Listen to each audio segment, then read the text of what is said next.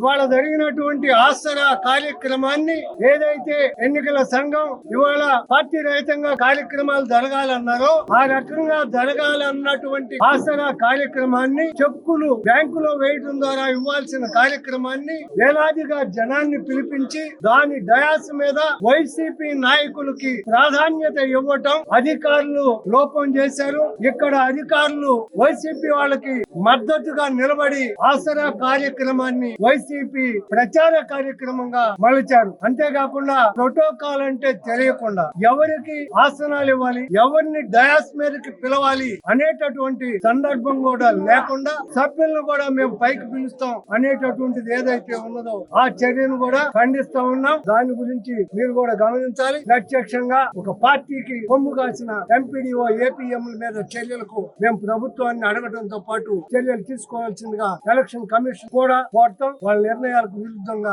వీళ్ళు ప్రవర్తించిన తీరును కూడా కళ్ళకు కట్టినట్టుగా మేము చూపిస్తాం. భవిష్యత్తులో ఈ రకంగా ఏ అధికారి తీసినా ఇవాళ తిరుపతిలో ఎప్పుడో ఎలక్షన్ లో కొమ్ము కాసిన వాళ్ళందరూ కూడా ఇవాళ సస్పెండ్ అయ్యారు. ఐఏఎస్ ఐపీఎస్ కూడా అయిపోయారు. భవిష్యత్తులో మీరు ఆ రకంగా వ్యవహరిస్తే మీ పరిస్థితి కూడా ఎట్లాగే ఉంటది అని తెలియజేస్తూ ఏ అధికారి కూడా దీనిని దృష్టిలో పెట్టుకొని ఈ నియోజకవర్గంలో ఏ అధికారి కూడా ఏ యొక్క పార్టీ పక్షాన్ని చేరినా కూడా మేము తీవ్రంగా వాళ్ళ చర్యలు కలిగిస్తూ వాళ్ళ మీద చర్యలకి భవిష్యత్తులో కూడా చర్యలు తీసుకుంటామని తెలియజేస్తాం.